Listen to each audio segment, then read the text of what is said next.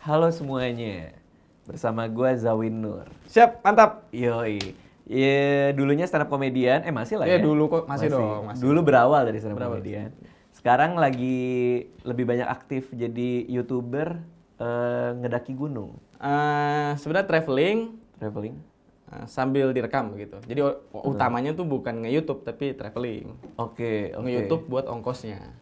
Oh, buat ngebayarin lu naik gunung, Iya. buat travel, Gue pakai YouTube. pakai duit AdSense. Pakai duit AdSense. Duit yang menang juara lomba lawak di Malaysia yang berapa? 300 juta itu? 450. 450 juta 450 kan potongannya dahsyat sekali. Pajak dan Dari lain-lain segala ya. macam gue dapet 200-an doang. Itu jadi rumah. Oh, udah jadi Tambah, rumah. pokoknya jadi DP rumah lah. Oke, oke. Jadi ini mandiri keliling travel tuh dari duit AdSense. Dari duit AdSense. Pokoknya gue ngusahain gimana caranya gue jalan tapi gue nggak ngeluarin duit gitu. Nah, berarti kalau ada orang yang nge-skip iklan YouTube lo kesel banget dong ya? Anda jangan nonton saya Anda. udah naik gunungnya capek, bikin kontennya capek, masih aja yang marah-marah, kok iklan banyak banget sih gitu ya? Iya kadang padahal gue naruh iklan cuma 2 biji loh padahal. Masih ada aja yang protes ya. Kenapa lu suka naik gunung? Gue naik gunung dari 2009 Bang. Dari 2009? Dari 2009 pertama kali naik gunung. Terus pas gue naik gunung gede itu pertama kali. Ternyata pas sampai puncak tuh gue ngerasain ada kepuasan gitu. Kayak seru lah gitu. Terus akhirnya berjalan gitu, jalan-jalan. Sebenarnya yang utama tuh bukan naik gunung ya, sebenarnya travelingnya.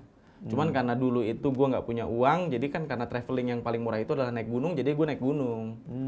Oke. Gitu. Bukannya naik gunung mahal ya? Gue dengar kayak harus bayar berapa gitu buat naik gunung. Naik nggak gunung juga ya? yang paling murah dari semua traveling. Oke, oke, oke. Lu nggak perlu bayar hotel, lu nggak perlu bayar makanan, lu makanan kan bawa barang mentah.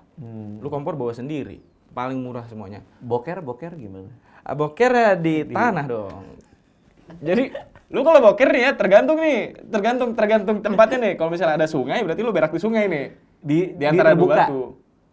Semua orang bisa lihat kalau lagi Ya kan kita masuk ke semak-semak terus ke sana menjauh dari menjauh dari jalur baru berak di situ. tuh mencari tempat berak yang tepat gimana? Insting aja kayaknya seru di sini.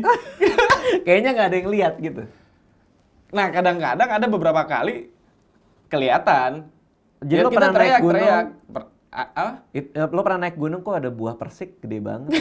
Itu orang pernah. Itu nggak ini sih, udah hampir jadi ini humus.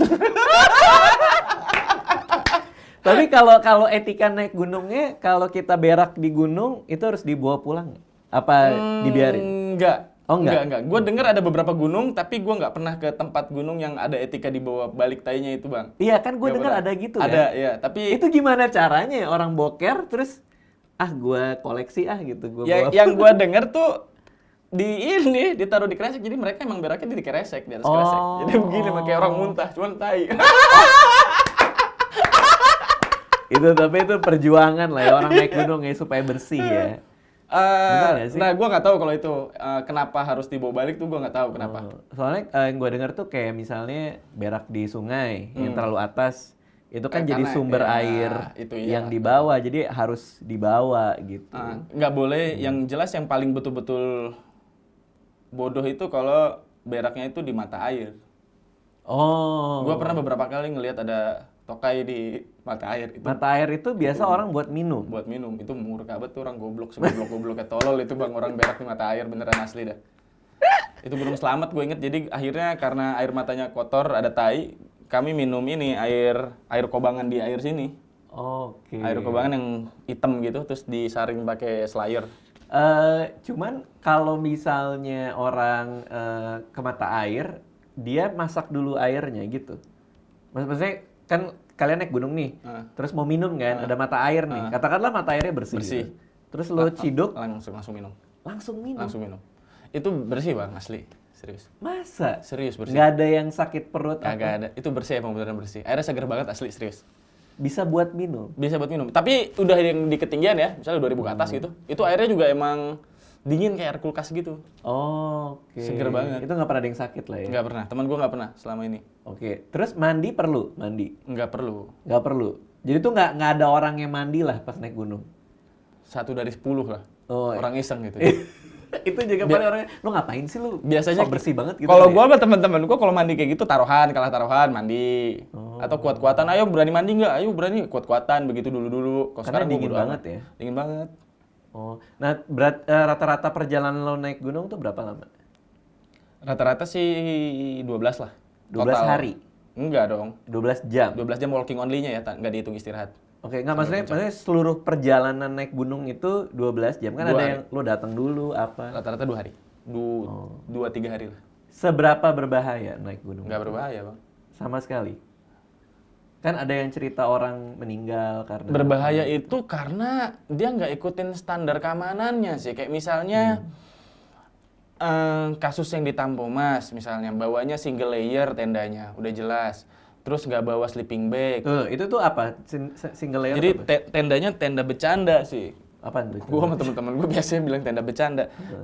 Jadi tenda tuh lapisannya kan ada 2 layer sebetulnya. Jadi, nah dia bawa tendanya yang single layer. Yang cuma 1 layer gitu, yang buat di pantai-pantai, anak-anak depan rumah, di halaman, jambore. Yang bawahnya nggak ada?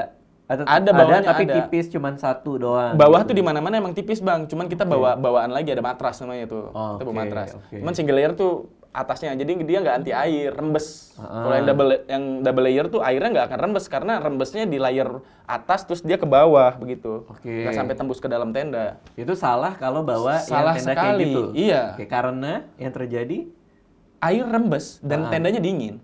Oke, terus berbahayanya?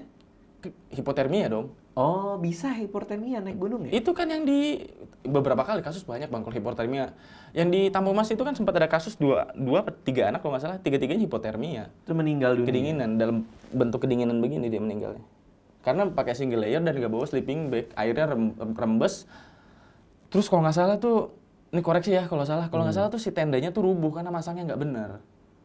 Pun juga kalau tendanya tidak rubuh juga hipotermia juga. Bisa hipotermia karena kalau basah rembes. Udah merembes dia nggak bawa sleeping bag, nggak bawa peralatan untuk anti air. Itu di gunung mana? Itu baru bahaya. Itu di gunung mana? Itu di Tampomas, padahal Tampomas tuh 2000 ya, ketinggian 2000. Namanya Gunung Tampomas. Tampomas di Sumedang. Oh, gue bahkan nggak tahu ada Gunung Tampomas, saking gue nggak tahu soal gunung ya. Tapi ada Gunung Tampomas. Ada. Ya? Nah bahaya itu kalau lu nggak ngikutin standarnya, misalnya barang-barang lu nggak lengkap itu bahaya. Kenapa orang bisa naik gunung tapi mereka tidak tahu ada standar yang mereka tidak ikutin? Bukannya itu udah jadi, oh naik gunung, oh ini listnya gitu kan ya? Lifestyle, Lifestyle tuh maksudnya? gaya, Oh karena pengen naik, selfie coba. aja gitu. Itu pengen bahaya nyoba banget. tren. Tapi gimana ya? Maksudnya seharusnya itu pengetahuan Dasar ya, makanya sebenarnya kalau buat gue ya, saran gue gitu, kalau misalnya lu naik gunung, seenggaknya naik pertama sampai naik ke-4 lu ditemenin sama orang yang udah sering naik gunung. Selanjutnya yang kelima lu udah tahu gimana cara, misalnya kayak bikin kompor darurat atau bikin tenda lah standarnya, bikin tenda yang rapih banget supaya nggak gampang rubuh kena angin. Baru lu boleh ngajak orang buat naik sama lu begitu. Tapi emang seberapa lazim orang buat naik gunung tanpa tahu apa-apa? Emang tuh lazim banget ya? Naik gunung yuk. Terus main bawa tenda, bawa apa? Maksudnya apa nih? Gunungnya kita nggak tahu atau orang yang nggak punya pengalaman? Orang yang punya pengalaman terus kayak, wah naik gunung. Ayo naik gunung yuk, ayo kita sama-sama mendaki gunung gitu kan. Wah itu yang bahaya itu. Nggak, itu lazim nggak? Nggak lazim. Nggak lazim ya? Sebagian kecil lah yang seperti itu. Oke. Itu baru yang bahaya. Paling nggak mereka udah tahu-tahu dikit dong soal gunung kan? Nggak, maksudnya yang aman tuh gue masih nggak bisa memikirkan ada orang naik gunung tapi tidak tahu bahwa ada resiko hipotermia gitu loh maksudnya. Masa ngerti nggak sih maksudnya? Gue juga nggak tahu ya kenapa bisa kayak gitu. Iya. Nggak tahu gue juga kenapa bisa kayak gitu, Bang. Bingung gue juga apa motivasi mereka. Karena gue pertama kali naik gunung juga gue siapin semuanya. Iya. Dan gue selalu naik awal-awal ya. Gue selalu naik sama orang yang pernah naik gunung itu gitu. Oke. Misalnya gue ke Merbabu, gue harus naik sama temen gue yang pernah naik ke situ. Oke. Paling nggak lu juga tahu lah temen lu punya pengalaman kan? Punya pengalaman. Dan dia juga bisa nge-cover kayak misalnya bikin tenda dia bisa, pasti masak bisa, segala macam bisa. Kalau binatang, ada yang ini nggak? Ada yang serem nggak? Ada binatang buas? Harimau? Nggak mungkin harimau nggak di gunung ya? Ada. Ada harimau di gunung ya? Selama kita ngikutin jalur sebetulnya aman. Oke. Karena binatang takut sama manusia. Oke. Yang gue parah apa ya? Lutung, pernah lutung. Lutung tuh emang ngeganggu serem? lutung. Dia ngusir. Gimana caranya lutung ngusir? Jadi ini kan kita masuk teritori dia gitu. Dia tuh kayak mau lompat ke kita gitu. Lutung itu yang tangannya panjang. Yang hitam. Dia tuh kayak mau lompat ke kita. Emang lutung bisa ngapain? Pak, dia kan ramean, Pak. Oh, dia keroyok. Iya, keroyok dong. Kalau lu lawan satu sih tendang palanya kelar. Ini kan ada puluhan. Gimana Ada puluhan sih? lutung. Ada puluhan lutung di kanan kiri semuanya di atas pohon. Semuanya mau kayak mau lompat. Wah, wah, wah, wah. Gitu. Iya, itu takut serem gua. juga ya. Itu gua takut. Itu lo pernah ngalamin? Itu gua pernah di Arjuna, Gunung Arjuna di Jawa Timur tuh ada. Itu lagi jalan terus tiba-tiba ada gerombolan lutung. Akhirnya gimana cara lo berdamai dengan para berjalan lutung? saja santai, jangan lari. Kalau lari? Nggak boleh, takut lah. Kalau lari mereka malah agresif Nah, atau? itu gua nggak tahu. Karena Oke. gua pernah baca kalau misalnya kita lari karena ancaman hewan, si hewan akan menganggap bahwa kita adalah mangsanya. Oh, jadi malah jangan dipancing ya? Jadi pancing. Semuanya kan gitu. Monyet juga kalau misalnya dia lompat ke kita jangan lakukan gerakan mendadak. Oke. Beruang? Kalimantan, nah waktu di Kalimantan yang seru.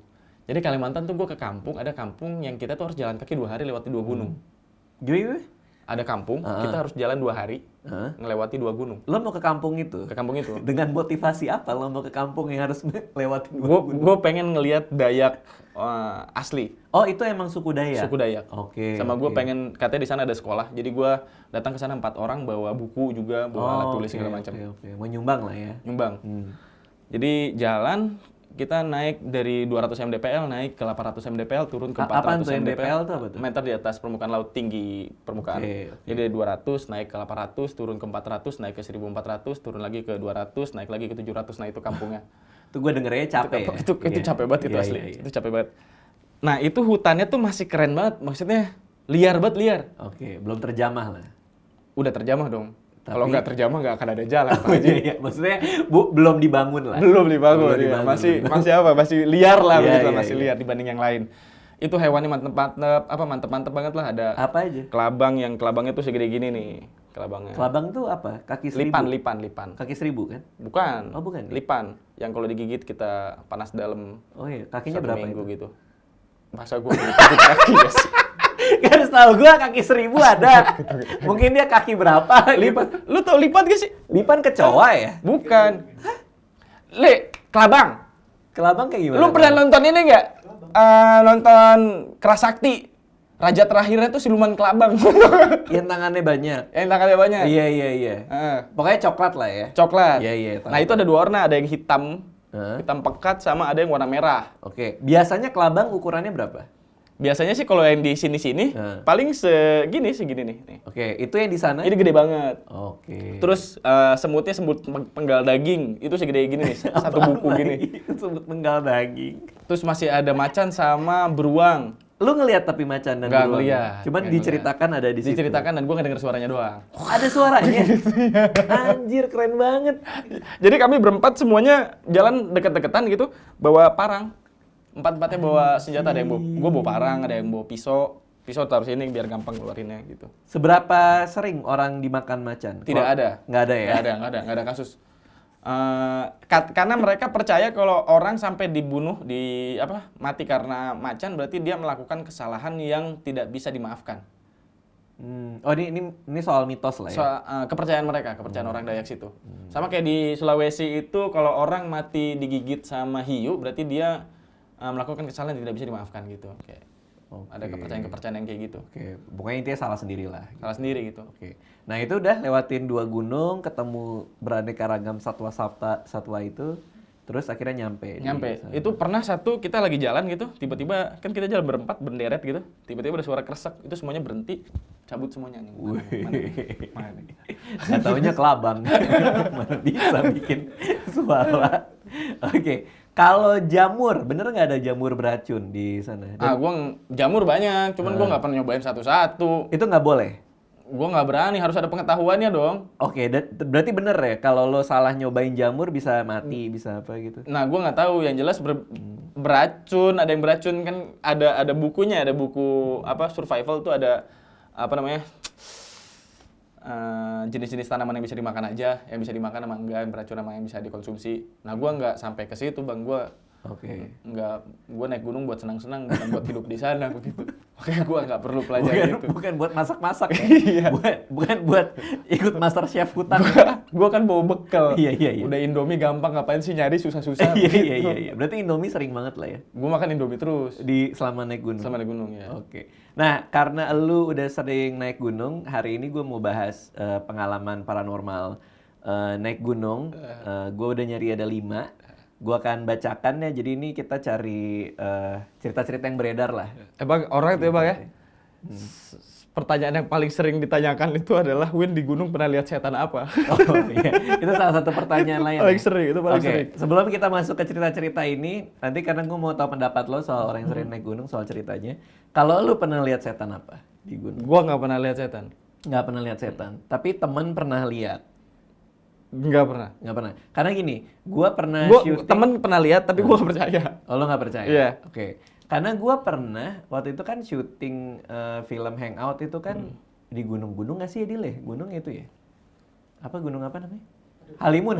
Iya, Halimun. Halimun. Itu terkenal juga dong, Gunung Halimun. Halimun tuh daerah Gunung Salak situ kan?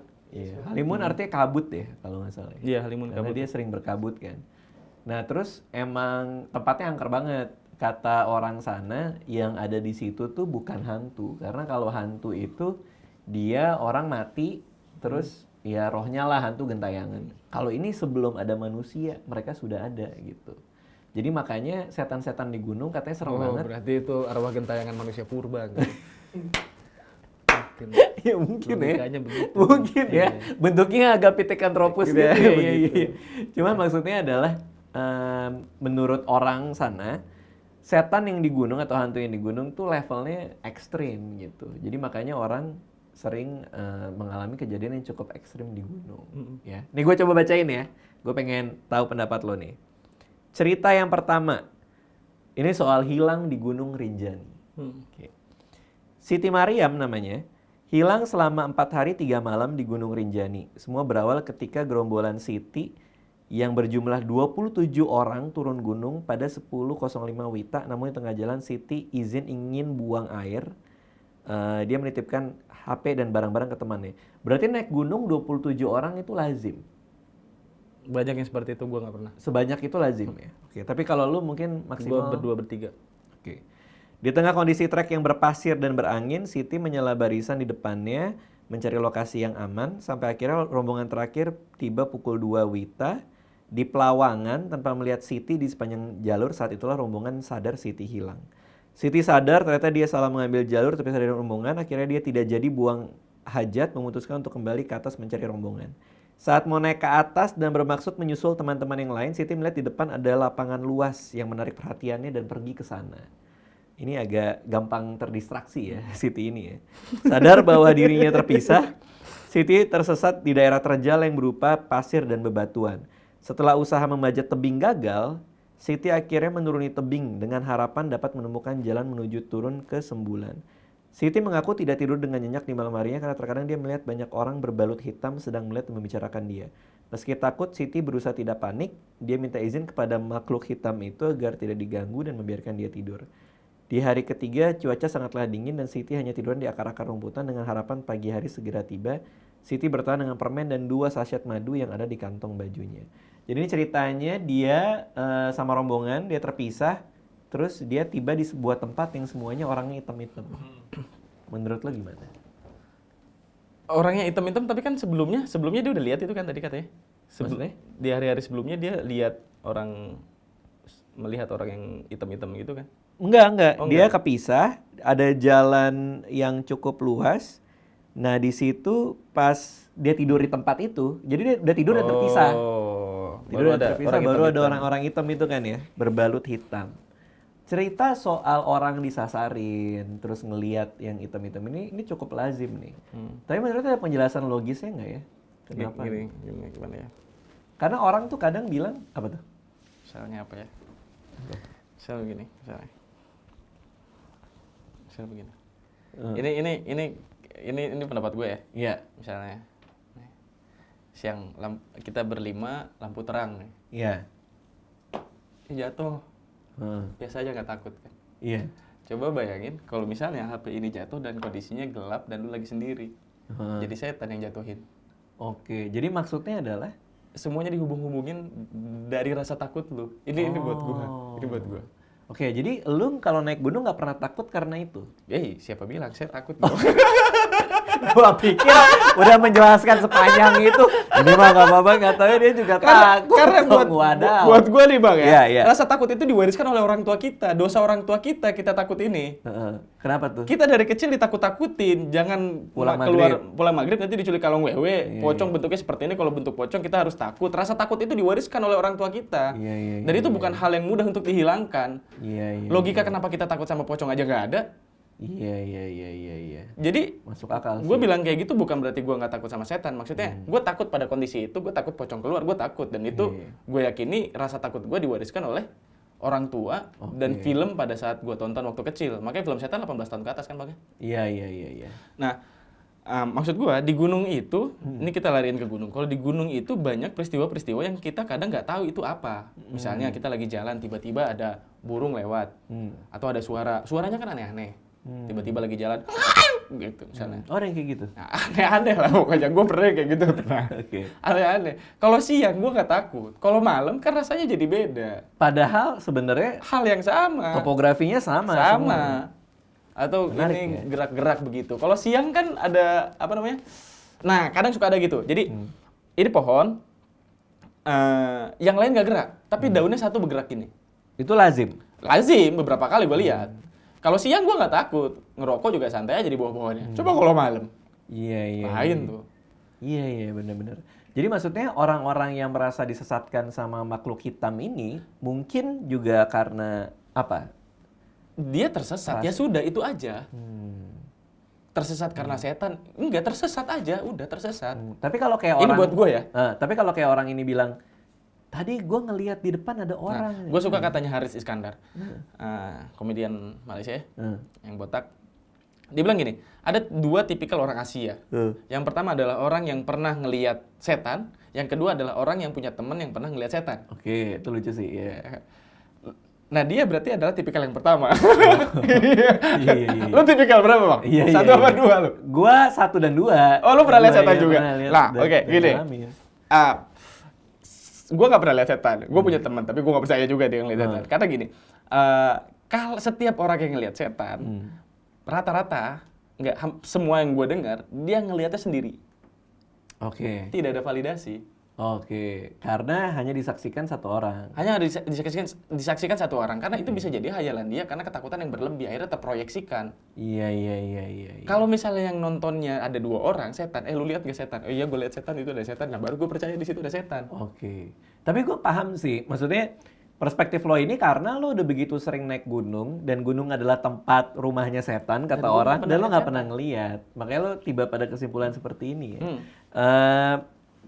Itu tadi menjelaskan yang pertama menurut lo kan? Nyasar gue juga pernah. Gitu. Tapi lo nggak disasarin sama? Ya gue nggak ngubung-ngubungin sama setan, gue nyasar aja. Takut mah takut. Nangis gue. Itu malam-malam nyasar ya? Nggak siang sih. Malam pernah nggak ketemu jalan sih kalau malam. Itu stresnya ampun-ampunan dong? Sendirian nyasar? Oh enggak, kalau yang waktu malam itu ramean. 8 orang gitu. Lu nggak takut? Maksudnya, ya walaupun lo ramean ya, maksudnya takut nggak bisa nemuin jalan pulang atau? Di atas 4 orang gue nggak takut. Karena? Ada yang bisa dimakan? Itu lucu banget. Selama di atas 4 orang, masih ada yang bisa kita makan nih. Soalnya kalau 4 orang malah ya, misalnya gini, misalnya gue jalan berdua. Iya. Gue jalan berdua. Ada mata misalnya. Mata tuh apa?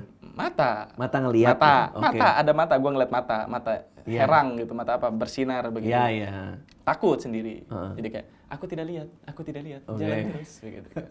Lagi jalan tiba-tiba di atas pohon ada suara, aku tidak dengar. Allahu Akbar. Itu kalau berdua. Kalau berempat, ada suara mata, itu biasanya gue langsung, lihat mata, ada mata. Oh anjing. Gue jalan lagi mata, oh monyet. Jadi kalau bisa berempat tuh biasanya kalau ada suara langsung gue lihat langsung ya. Iya. Kalau berdua, ya jujur aja gue takut. Makanya gue sekarang naik gunung berdua biar ngerasain takut itu. Kenapa berdua masih takut? Kan berdua. Takut dong. Tetap ya? Masa, apalagi kalau misalnya gue naik berdua, yang satu lagi penakut. Nah itu menular. Malah kesugesti ya? Kesugesti. Zo itu setan gitu ya? Itu takut sekali itu. Itu Oke, takut. oke. Beberapa kali gue kayak gitu. Padahal gue jalan depan, temen gue mepet-mepet. Weh, santai ya, Pak? Malah lo yang repot ya? Iya, gue juga jadi ikut takut, Pak. Oke, kita coba yang kedua ya. Pembangun tenda di Gunung Sindoro. Gunung Sindoro ini cukup terkenal juga ya? Lumayan, Di sini. Jawa Tengah. Suatu sore, sekelompok pendaki merencanakan turun gunung dari Gunung Sindoro. Namun ada badai datang menerjang. Mau nggak mau mereka mendirikan tenda di tempat. Pas malam tiba, badai angin semakin kencang dan sewaktu mereka berkumpul dalam tenda, salah seorang pendaki mendengar ada suara dari luar yang samar-samar. Suara itu seperti seseorang yang sedang mematok tenda dengan batu, padahal di luar masih badai. Benar, setelah keesokan paginya patok tenda mereka makin kencang bahkan ditambah dengan batu. Jadi tadi malam benar-benar ada yang membantu menguatkan daya tahan tenda dan hantaman badai. Dari hantaman badai. Barangkali tanpa bantuan makhluk hidup tanpa bantuan makhluk itu tenda mereka bisa terhempas ke jurang.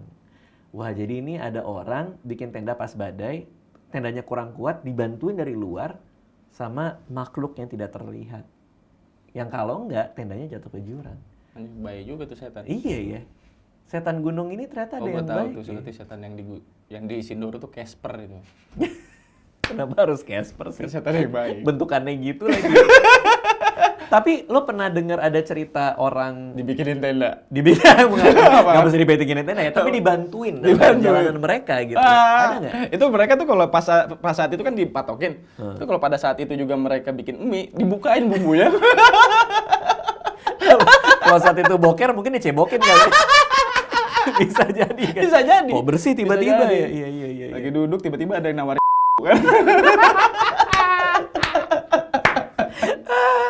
Cuman gue pernah ada cerita kayak gini. Jadi di PI gue ya orang kameranya yang di film, direktur fotografinya, dia pernah syuting di gunung, terus tapi ini disaksikan oleh banyak orang gitu, banyak kru gitu, ngelihat ada kayak cahaya gitu, jadi kayak bentuknya bulat, melayang-layang.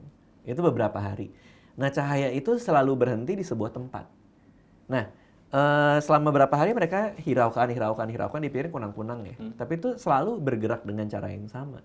Di hari keberapa pas mereka mau pulang, cahaya itu berhenti di tempat yang sama kan. Akhirnya mereka penasaran, mereka gali, nggak tahu ada mayat manusia. Itu absurd nggak? Tapi itu mereka cerita gitu. Itu ramean. Itu ramean. Yang nontonnya ramean. Iya, jadi mungkin bisa valid Nah ya. itu baru seru. Iya ya, mungkin bisa valid ya. Cuman ya menurut gue mungkin mirip-mirip kayak gini ya. Tapi kalau dibikinin tenda kayak gitu bang, tuh setan bahaya banget ya. Terus lagian juga tenda kalau roboh nggak akan ke jurang bang, paling patah doang frame-nya. Oke, nggak sampai jurang juga. Nggak juga, kecuali tendanya nggak ditinggalin orang, baru terbang tuh tenda tuh sama badai. Kayak layangan. Oh, karena ada orang yang Kalau ada orang kan, menduduki. iya, nggak akan atau misalnya ada 4 orang dalam tenda terus ke bawah. Itu orang misalnya 60 kilo masing-masing. 60 kali 4 udah 240 kilo. Angin sekuat apa yang bisa nerbangin orang yang bentuknya nggak gepeng. Orang kan kita kan nggak gepeng, gimana caranya kita diterbangin angin? Mungkin dia yang daki gunung segede jenglot Nggak kali ya. Kita mungkin, nggak tahu. itu mungkin. Atau orangnya tipis-tipis. Bukan kurus ya, tipis ya, bukan kurus. Oke, ini ada lagi nih. Ini paranormal experience kan ya? Iya. Kenapa emang? Berarti harusnya serem. Tapi ini kan sebenarnya serem. Oh, ini serem. Iya, karena elu mikirnya kan. Ini sebenarnya kalau gue ngalamin sih serem. Coba, tapi ini kalau ini menurut gue nggak serem nih. Yang cerita ketiga nih, coba ya. Nomor 3, ditemani bidadari saat tersesat di gunung.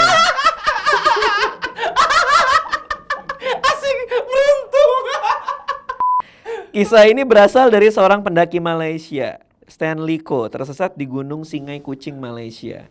Ko ditemukan selamat pada tanggal 23 September 2015. Berarti ini kisah nyata. Oke.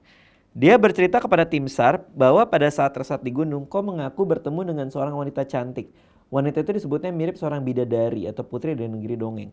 Menurut Ko, wanita cantik itu bahkan memberikan dia bunga yang dipetik dari hutan. Bahkan Ko yang saat itu terluka juga dirawat oleh wanita misterius yang ditemui. Ko ditemukan oleh tim SAR karena suara tangisan darinya. Suara tangisannya Ko atau si setannya, atau si perempuan. Ko-nya lagi nangis, terus ditemuin. Oh, Wah, lagi ngapain? ini kisah nyata nih bener. Habis ngapain dia? Pakai celana pendek. Iya ya. Tadinya dia bajunya lengkap. Ya mana ada orang naik gunung pakai celana pendek ya?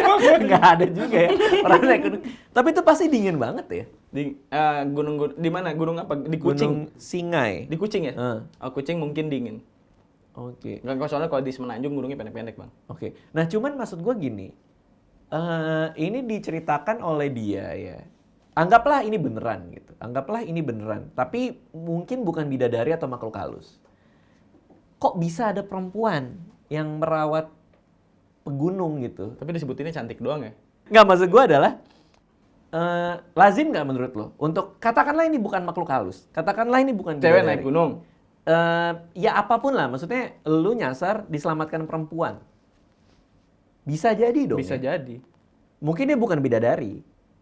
Ya maksudnya mungkin dia bukan makhluk halus, tapi bisa jadi dong. Bisa jadi. Kalau itu bisa jadi diselamatkan sama perempuan bukan hal mustahil. Oh, berarti lu naik gunung di sekitar situ ada perkampungannya, ada perempuannya gitu mungkin? Ada. Karena menurut gua aneh banget buat diselamatkan bidadari tuh kayak Seganteng apa sih laki itu? bukan gitu juga sih. Karena ini cerita gue nggak pernah denger gitu. Gue juga nggak pernah dengar. Kan serem apa segala, naik gunung kan biasanya serem, angker gitu. Kalau ini diselamatkan sama perempuan cantik pula lagi. Oke, ini yang keempat nih. Kesurupan di Gunung Gede. Cerita berawal dari Putri dan kawan-kawannya menyambut gerombolan Vina yang sedang cedera di Lembah Surya Kencana. Oh, ini Vina temannya Putri aja ya. Putri dan kawannya menghubungi petugas membantu Vina agar cepat dievakuasi, namun petugas tak juga datang. Mereka mau istirahat menghentikan perjalanan di tengah cuaca yang ekstrim. Dalam peristirahatan, mereka sekali ngobrol mengalihkan perhatian Vina yang melamun dengan tatapan kosong. Namun tubuhnya mendadak dingin, lemas, tak sadarkan diri. Semua panik, mencoba menyadarkan Vina. Vina sempat sadar, tatapannya kosong, wajahnya pucat pasi. Saat bersamaan hujan makin deras, petir menyambar-nyambar. Wah, ini settingnya udah film horor banget ya. Keadaan Vina makin parah, bahkan mengeluarkan suara aneh. Tatapannya makin menyeramkan. Putri dan temannya pun mencoba menyadarkan dengan membaca doa berharap Vina segera sadar. Doa itu manjur membuat Vina sadar. Tapi keanehan terjadi lagi, giliran teman Putri bernama Dinda yang berlaku aneh, ia muntah dan menangis sejadi-jadinya. Setelah didoakan, Dinda sadar, namun Vika kembali cekikan seperti kerasukan kutunya anak. Wah, ini ganti-gantian. Oh, kesurupannya si Vina sama si... Iya, kayak wah ini sadar, ini enggak gitu ya. Perjalanan turun dilanjutkan kembali. Namun seorang kawan ingin buang air kecil, rombongan menunggu. Setelah selesai, Putri malah dilempar benda asing dan misterius seperti bola basket. Tapi di gunung. Itu bola apaan tuh kayak gitu ya? Saat itu dia tidak sadarkan diri seperti kesurupan.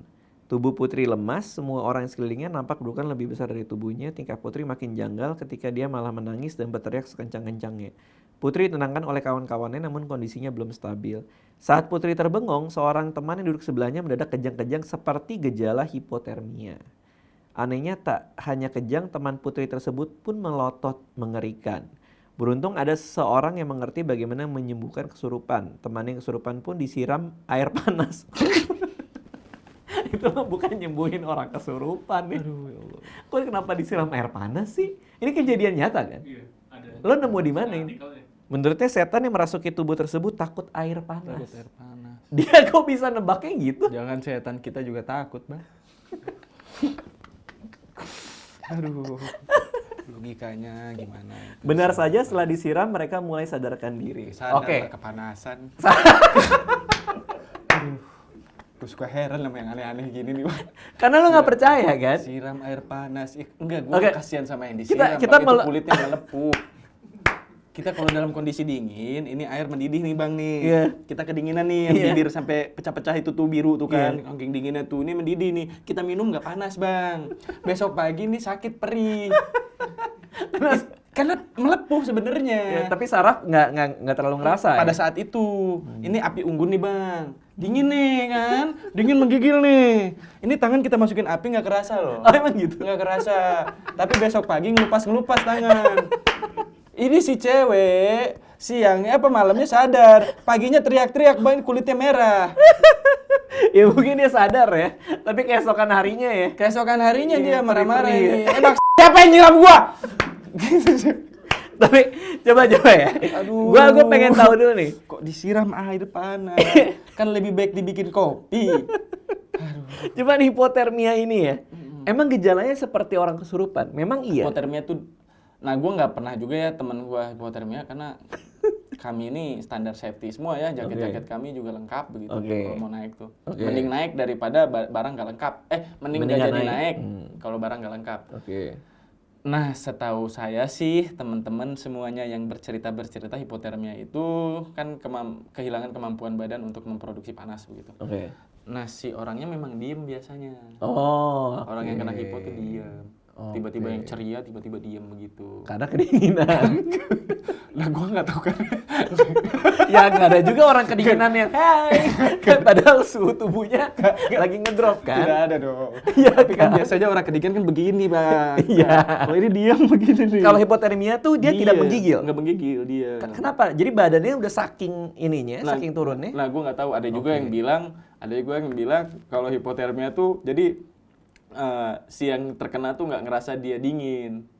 Jadi seperti biasa saja. Tapi kalau dipegang ini tangannya udah dingin banget. Biasanya kan orang kalau kedinginan dipegang tangannya panas, Bang. Oke. Ya, kan? Orang kalau kepanasan dipegang kulitnya dingin. Ini orang kedinginan gitu di gunung kulitnya dingin begitu.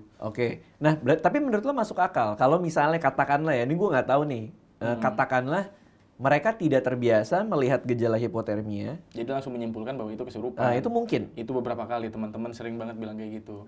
Gimana tuh maksudnya? Ya itu orang hipotermia dibilang kesurupan. Itu sering. Beberapa kali denger kayak gitu, teman-teman. Orang hipotermia dikira kesurupan. Iya. Padahal Pak dia sakit, jangan didoain. Bukan doain, tapi jangan didoain doang, dikasih panas eksternal itu ke badannya.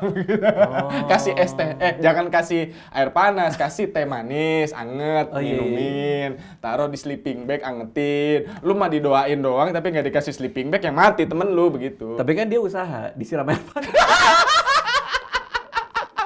Bang, air itu kalau misalnya lu kedinginan, lu kasih air panas begitu ke badan lu. Awalnya doang panas, Bang. Tapi habis itu enggak. Dingin banget jadinya dong. Badan lu basah terus kena udara yang dingin. Iya. Kan lu harus bikin badan lu sekering mungkin. Jadi kalau pertolongan pertama terhadap hipotermia apa yang dilakukan? Gua nggak tahu. Nggak tahu. Yang tadinya sleeping bag itu mungkin. Itu dikasih panas eksternal, Bang. Jadi kayak misalnya dikasih teh panas. Karena badannya itu kekurangan daya untuk memproduksi panas. Ini setahu gue ya. Ini setahu saya, jangan hujat saya Anda kalau saya salah. Jadi karena badannya kehilangan kemampuan untuk memproduksi panas, akhirnya dikasih panas eksternal. Kayak misalnya ada beberapa teman yang bilang dikasih kantong air anget ke badan. Jangan air panasnya lu siram. Air panas ditaruh kantong, taruh ke badannya. Badannya dimasukin ke sleeping bag. Nah, seberapa beresiko nih hipotermia ini? Di ketinggian berapa dia baru ini? Gua nggak tahu kalau itu.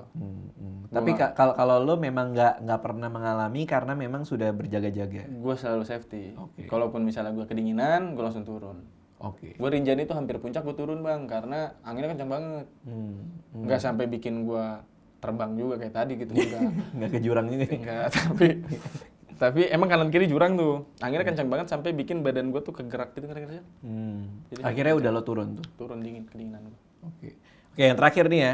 Gunung Muro, Kalimantan Tengah. Ini kisah Indra Wijaya Arta Kesuma yang hilang di kawasan Gunung Muro, Kalimantan Tengah pada tanggal 31 Mei 2019. Wah, ini baru banget nih. 31 Mei 2019. Oh iya. Iya, baru banget. Ditemukan pada tanggal 6 Juni. Indra mengaku mendaki Gunung Muro di wilayah desa Olung Muro dan sampai puncak gunung pada sore hari untuk mengejar sunset. Dia mau lihat sunset nih. Namun di saat gelap dia turun gunung tergelincir ke sebelah kiri tebing gunung lalu kehilangan arah pulang.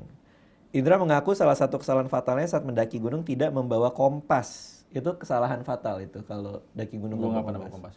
Oh, lo emang nggak pernah bawa kompas? Ya kan jalurnya jelas, Bang. Gue bukan mau buka jalur. Kalau orang-orang mau buka jalur baru bawa kompas. Oh, gue baru tahu nih. Berarti kompas itu tidak terlalu penting sebenarnya. Nggak kepake. Kepake. Kalau mau sholat, kiblat. Cuman buat nyari jalan sebenarnya nggak terlalu. Gue pribadi kalau ngikutin jalur yang normal sama sekali nggak kepake. Karena jalurnya sudah ada. Sehingga setelah tergelincir, jalur yang dia tempuh pun berantakan. Dia gelincir, kehilangan jalur tuh dia. Mungkin buat kondisi dia perlu dong berarti ya seharusnya. Kalaupun gua bawa, gua nggak tahu, kan ada pengetahuan ya itu, Bang. Oke. Dalam kondisi yang sudah gelap, Indra menetap di sebuah pondok tidak beratap yang biasanya digunakan orang untuk berburu. Saat malam pertama, dia mendengar sebuah suara besi yang beradu dari kejauhan. Dia berjalan ke arah suara tersebut namun keburu hilang. Saat mencoba untuk tidur, dia mendengar suara tertawa dengan nada tinggi yang terasa sangat dekat. Menghindari suara itu, Indra mencoba mencari tempat lain untuk tidur dan mendapati suara napas yang dianggap sebagai pantulan angin. Mulai terbiasa dengan gangguan mistis malam hari, Indra sudah tidak dapat membedakan mana penampakan, suara hewan, suara angin, sebab semuanya sudah bersatu menjadi suara hutan. Indra sempat membuang bekal rotinya karena mengira makhluk yang ada di gunung menginginkan sebuah bayaran. Dan dia bisa bebas dari ketersesatan itu. Hari berikutnya dihabiskan Indra untuk bertahan hidup dengan minum air dari sungai, memakan ikan kecil. Bisa mentah-mentah gitu bisa ya? Gua nggak pernah. Oke. Dan mengatur rencana untuk mencari puncak Gunung Muro kembali. Sebab jika Indra kembali ke puncak, kemungkinan besar dia ingat jalur turunnya. Sayang puncak Muro tidak dapat ditemukan lagi sama Indra. Indra kembali ke pondok yang tidak beratap itu dan saat sudah berserah diri serta pasrah dengan kehidupannya, terdengar seorang pemburu yang memanggilnya dan menyelamatkannya. Saat bertemu tim SAR yang sudah hafal betul area gunung, mereka berkata bahwa saat melakukan pencarian, tim SAR berada di pondok tak beratap yang juga ditempati Indra. Namun mereka tidak melihat jejak atau tanda-tanda kehidupan. Selazim apa ya orang dihilangkan sama gunung? Ini kan gue sering banget nih dengar cerita diumpetin gitu. Pindah ke alam lain kan gitu kan itu kasusnya kan. Iya. Sebenarnya gue juga nggak bilang apa ya. Gue juga nggak sepenuhnya nggak percaya begitu bang. Sebenarnya ada sisi-sisi yang bikin gue kok kayaknya mungkin ya ada setan di gunung. Gitu. Kayak waktu di Kalimantan itu kan ada pantangan kita tuh nggak boleh bawa telur ke hutan, nanti disasarin. Oh itu ada di sini Kalimantan. Oke. Jadi waktu kami berangkat bareng-bareng sama anak Mapala, jalan tuh itu daerah wilayahnya si anak Mapala itu. Jadi gue minta anterin, ajak jalan-jalan gitu. Itu daerah bukit itu adalah wilayah diksarnya mereka yang gue diantar sama seniornya dan hafal betul-betul hafal. Tapi ketika kami jalan nggak ketemu jalan udah muter-muter. Karena bawa telur katanya. Karena bawa telur. Bawa telur. Itu yang bawa telur tim SAR-nya atau lu atau? Nggak ada tim SAR, si anak Mapala itu. Oh si anak Mapalanya maksudnya. Oh. Tapi gue nggak takut juga sih. Oh. Cuman maksudnya ya. Ramean. Iya karena rame kan ya pasti ketemu juga. Cuman maksudnya hal sederhana seperti jangan bawa telur ya nanti kesasar gitu. Itu kan udah diturunkan dari nenek moyang dan leluhurnya yang ada di sana kan. Berarti kan paling tidak ada kebenaran gitu. Mau itu ada alasan lain di luar mistis ya. Tapi paling nggak pernah ada pengalaman orang buat telur hilang gitu loh, ngerti nggak sih maksudnya? Ah itu mungkin. Ada pengalaman karena bawa telur dia hilang. Tapi pasti pengalaman ini cocokologi. Iya, tapi pengalaman ini pasti banyak banget dong. Untuk sampai pada kesimpulan bahwa telur maka lu akan hilang. Iya, nggak mungkin 1-2 ya. Iya. Iya, betul.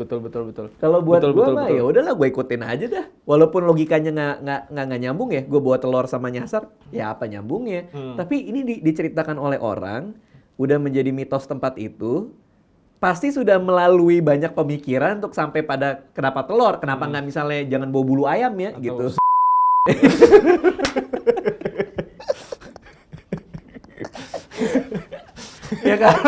ya kalau gue mah percaya aja deh.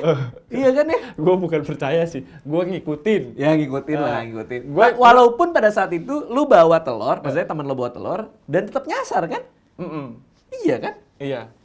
Gimana tuh? Gue sih emang setiap pantangan yang misalnya gue datang ke daerah itu sih gue ikutin bang. Apa yang paling ini? Nggak boleh pakai baju hijau misalnya. Itu ada tuh. Ada. Gunung Lawu gue pakai baju hijau ding.